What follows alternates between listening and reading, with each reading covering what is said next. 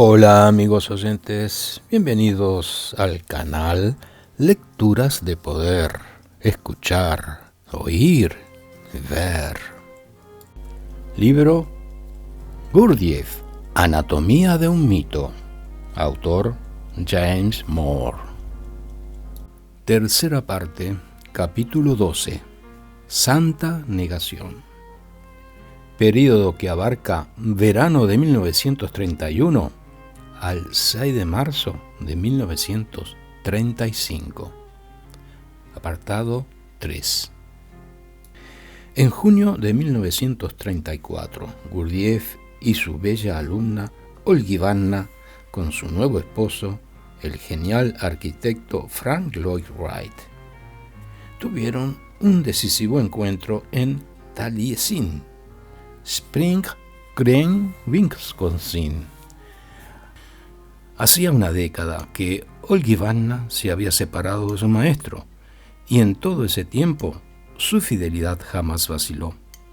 La enseñanza de Gurdjieff había sido su apoyo y sostén durante un periodo en que ella y Wright intentaban penosamente, a través de desalentadoras prohibiciones legales, autos, embargos que alegaban conspiración, acusaciones de ilegalidad inmigratoria, diserción, separación de afectos, depravación moral, abducción, adulterio, terminaron desenredándose de matrimonios previos, así para poder unirse. El método de Gurdjieff había sido su vara de medida en el diseño, que realizó conjuntamente con su esposo, de la comunidad Taliesin, residencia para el aprendizaje de la arquitectura que crearon en 400 hectáreas en las colinas cerca del río Wisconsin. Y defendió enérgicamente a Gurdjieff en un escrito simple y conmovedor titulado Los últimos días de Catherine Mansfield. Ahora nos preguntamos, ¿cuál de los Gurdjieff se presentará ante la inspección del terco, porfiado y testarudo marido de Olga Ivanna? ¿Y cómo reaccionará éste? Los pocos recuerdos que nos han llegado de Gurdjieff en Taliesin proponen muchas preguntas. Anunciado como un gran sabio, parece que al llegar asumió el papel de chef. Abro cita. Les pidió que trajeran los pollos más viejos y duros que tuvieran. Y sacó de sus bolsillos un montón de bolsitas de especias, hierbas y pimientas, con las que de tanto en tanto condimentó una preparación que terminó siendo una comida espléndida. Esto nos lo cuenta Stanley Knott. Los jóvenes aprendices aceptaron con alegría y en sus propios términos al inapreciable huésped, como admitió el pianista Edgar Tafel, diciendo: lo que recordábamos más claramente después, más que su música y su filosofía, fue que nos enseñó a preparar chucrut. Sin embargo, el retrato bidimensional no explica el impacto que Gurdjieff produjo sobre el más grande de los arquitectos norteamericanos contemporáneos, Frank Lloyd Wright, con su gorro azul y su capa operística. Era un hombre que se reservaba la mayoría de sus bouquets para sí mismo. Recibir su aprobación era en verdad un gran elogio, y Gurdjieff provocó un Niágara de aprobaciones. Decía Frank Lloyd Wright, él era del género del cual provienen los profetas genuinos. Él era un constructor en el verdadero sentido de la palabra. Era un hombre orgánico. Era semejante a Agustín, a Lao Tse y Jesús. Abro cita. En el trabajo de este hombre notable encontramos por primera vez a un filósofo que se distingue de todos los demás, un hombre que sacrificó tanto durante su vida para hacer que la antigua sabiduría oriental no solo fuera inteligible para el pensamiento de Occidente, sino que también la transformó en un método de trabajo con mayúscula. Cita de Franklin Lloyd Wright. El sello del Prioré estampado sobre la cera del Taliesin por Olgivanna recibía ahora una confirmación. Los centros motor, emocional e intelectual de Gurdjieff resurgían como mano, corazón y cabeza en términos de Wright, y el superesfuerzo como agregar cansancio al cansancio. Solo faltaba el elemento surrealista desestructurante, por ejemplo, la inclusión de 70 bicicletas. Podemos suponer que los ojos de Olgivanna, con sus gatunos reflejos amarillos, evidenciaron alivio y satisfacción. Por cierto, que la aceptación del esposo completaba el engranaje de su relación, y además había un consenso general de que Gurdjieff era a la filosofía lo que Wright a la arquitectura.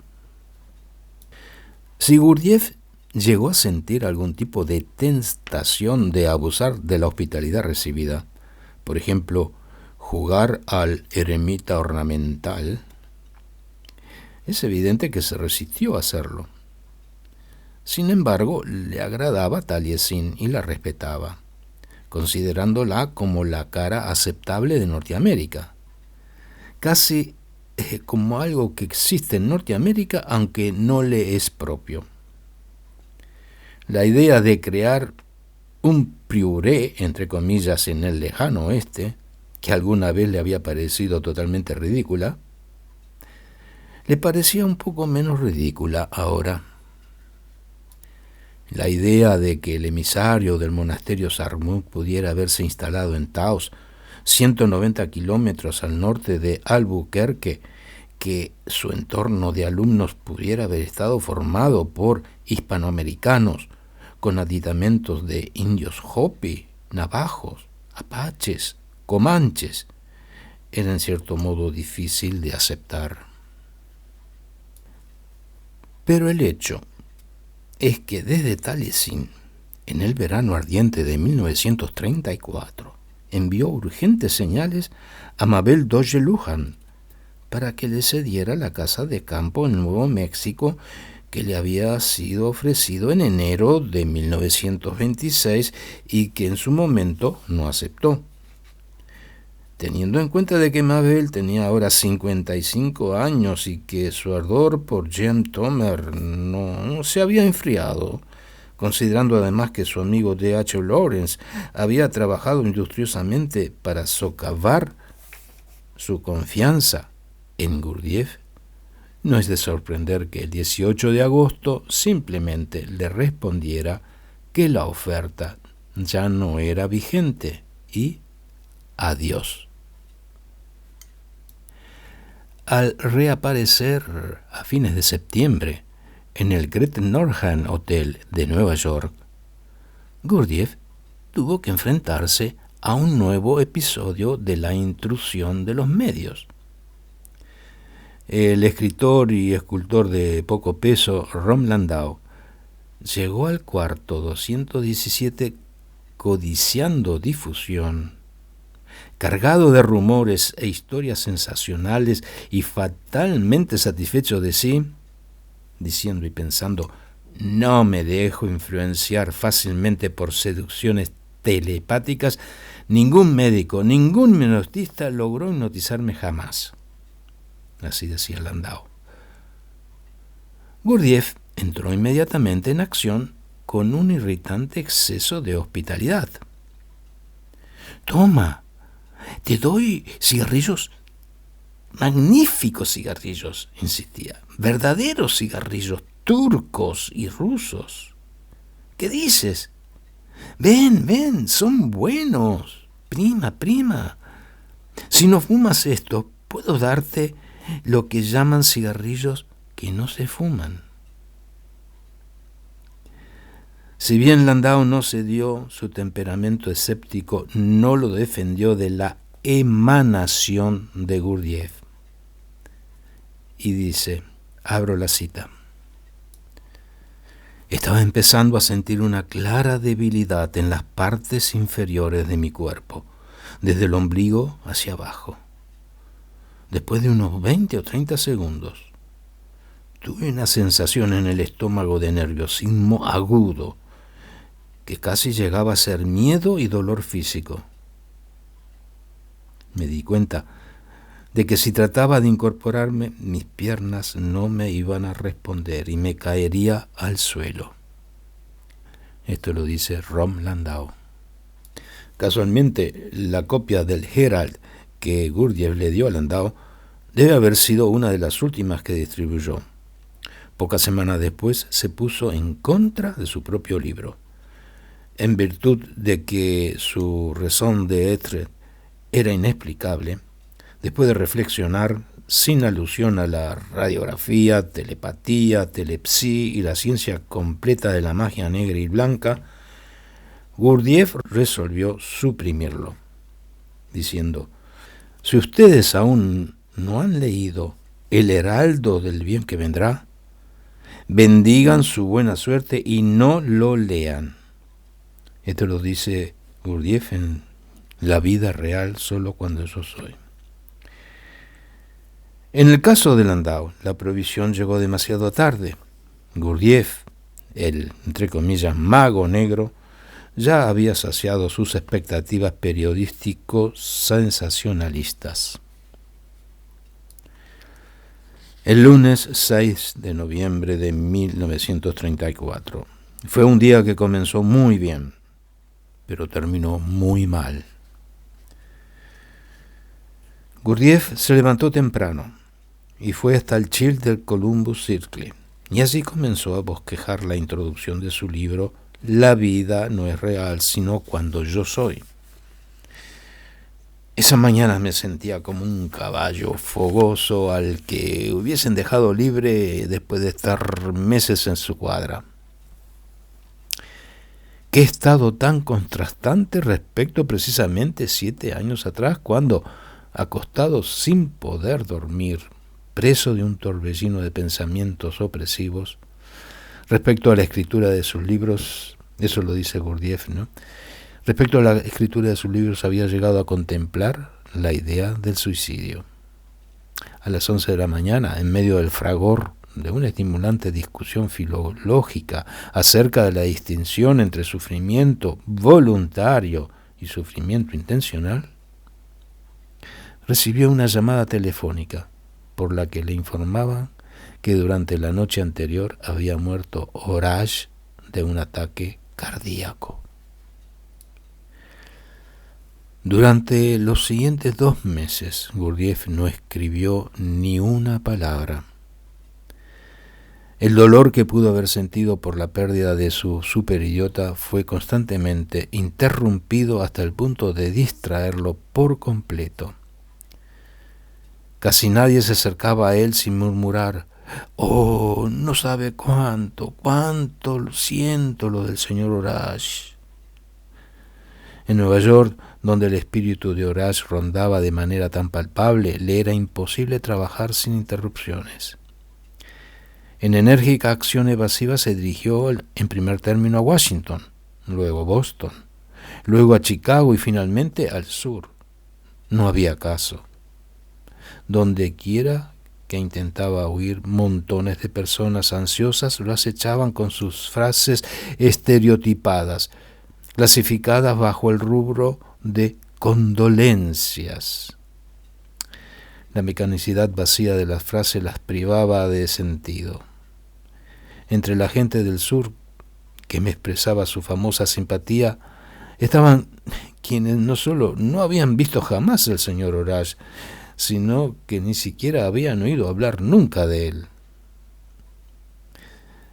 Solo en enero de 1935 Gurdjieff pudo volver a Nueva York y reiniciar su doble papel de escritor profesional y médico hipnotista. Todo esto lo relata Gurdjieff en su libro La vida es real solo cuando yo soy. Quizás sea inteligente enfocar las últimas semanas de Gurdjieff en Norteamérica, en la primavera de 1935, como una especie de test de Rorschach, aunque de este modo revelarán más acerca del biógrafo que del elusivo personaje. Su tiznada motivación, sus tensiones simétricas y sus coincidencias manchadas de sangre admiten proyecciones extraordinarias. El 9 de abril, al culminar el prólogo de su último libro y comenzar la sección El mundo exterior y el mundo interior del hombre, parecía alborozado. Su tarea de escritor estaba prácticamente terminada, su salud recuperada y el conocimiento de los rasgos escondidos del psiquismo del hombre satisfactoriamente ampliado. Además, se había enterado por Leonid Sonnenfeld de que el Priore estaba nuevamente en venta y sus alumnos norteamericanos Nick Putman y Paul Anderson habían buscado respaldo financiero. Pero el domingo 14 de abril vio por casualidad el periódico Ruski Golos y que, de una manera u otra, todas sus esperanzas volvieron a tomar la forma de aquel misterioso modificador que dice: comienza en Rusia, termina en Rusia. Así lo dice Bennett. Lo que llamó tan poderosamente su atención en el periódico Ruski Golos fue un pequeño artículo titulado El problema de la vejez. ¿Pero cómo? ¿Y por qué? Su estilo es ordinario y nada de su elogio blando y poco convincente de los estudios científicos soviéticos contemporáneos acerca de la longevidad parece estar ni remotamente a la altura de Gurdjieff. Entonces, ¿qué factor secreto hizo que tomara el artículo completo y lo insertara con referencias en el mundo exterior y el mundo interior del hombre? ¿Es posible que alguna frase sugiriera alguna advertencia codificada o encerrara una clave vital? Al finalizar, un pasaje de lo que de lo contrario sería anodino, figuran estas sombrías palabras: la muerte está por demás apurada por alcanzar al hombre. Pasaron 2 semanas. Una llamada de Paul Anderson le anunció que un político eminente expresaba verdadero interés en respaldar financieramente a Gurdjieff. En el señor Bronson Murray Cutting, senador republicano por Santa Fe, Nuevo México, la providencia parecía haber concentrado la quinta esencia del norteamericano ideal. Phi Beta Kappa de Harvard, líder del movimiento Balmuse, miembro del club Knickerbocker y Episcopalian, Cutting había renunciado humildemente al cargo de secretario del Interior a los 46 años. Se lo mencionaba mucho como candidato presidencial.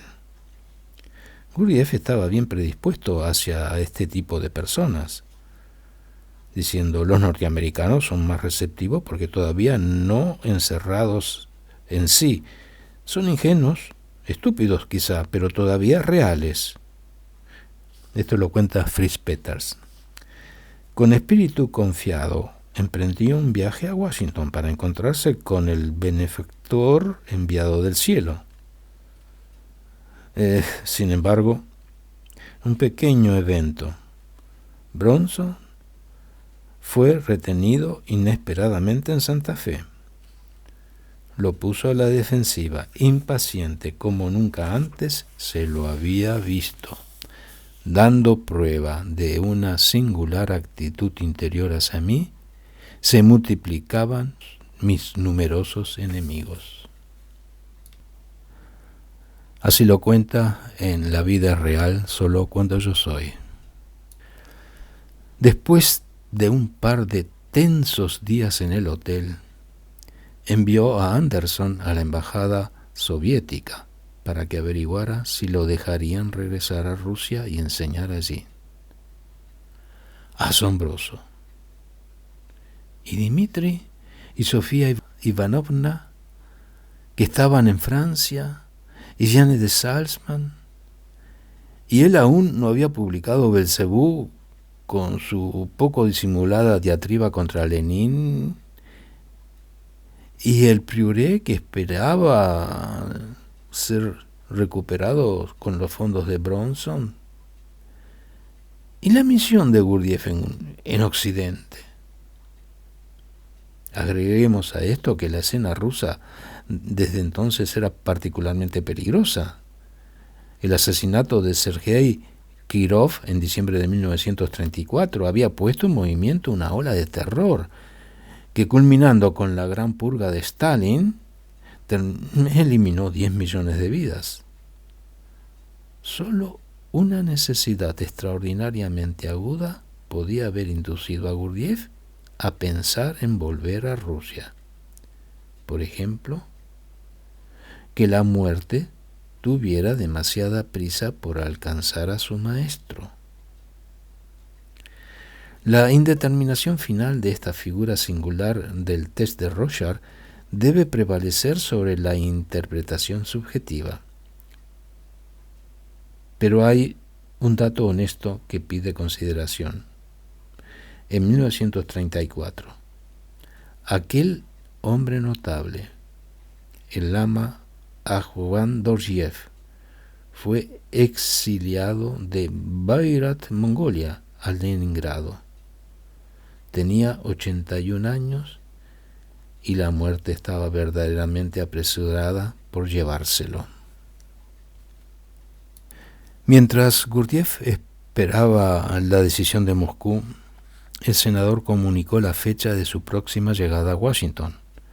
Estaría allí el 6 de mayo para votar en el bonus de los veteranos. Presagios dorados.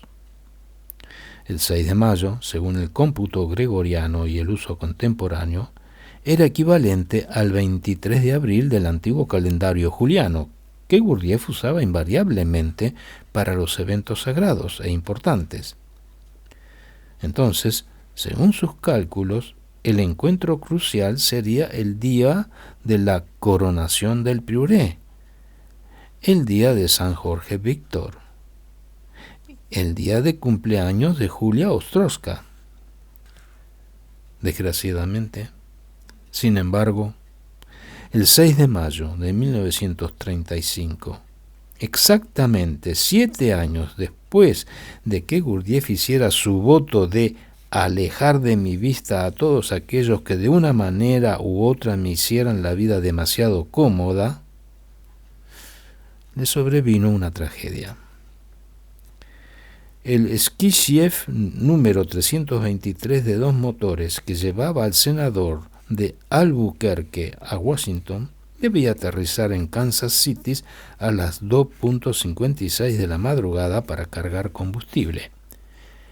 Imposibilitado de hacerlo por condiciones neblinosas, intentó un desesperado aterrizaje de emergencia en Kitzbühel y se estrelló cerca de Atlanta, Missouri, justo antes del amanecer. Entre los muertos se identificó, gracias a una foto de su madre y a una factura telefónica muy abultada, a Bronson Katten.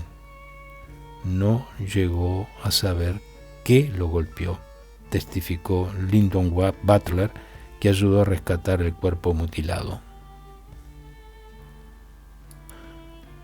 Gurdjieff estaba en Washington el 6 de mayo cuando, en el recinto del Senado, con la bandera media asta, varios políticos expresaron sus lamentos frente al micrófono. El senador Borat dijo no poder encontrar palabras para expresarse. El senador Hiram Johnson dijo que Bronson había sido más que un hijo para él. Y hasta el presidente Roosevelt confesó estar muy apenado por enterarme de la muerte de mi viejo amigo. Todo esto está en el Washington Post en 1935.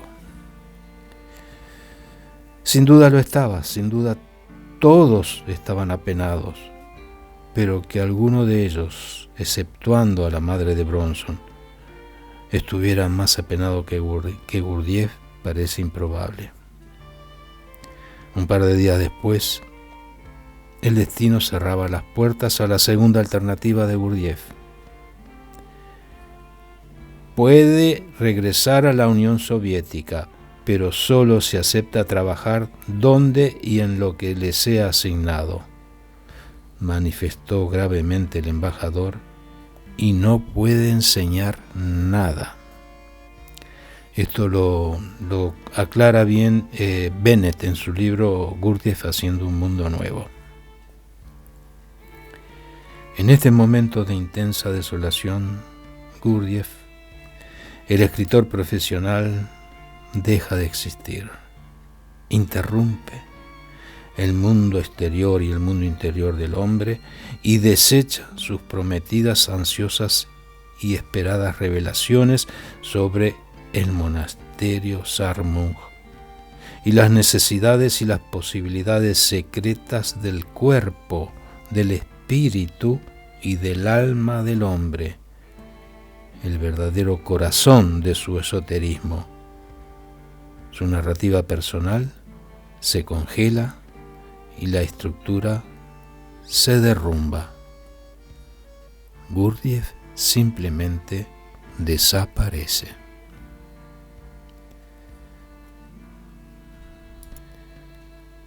Finaliza aquí el capítulo 12, Santa Negación. Si les gustó este audio video, envíenme un comentario, pongan un like y reenvíenlo a sus amigos. Muchas gracias por escuchar.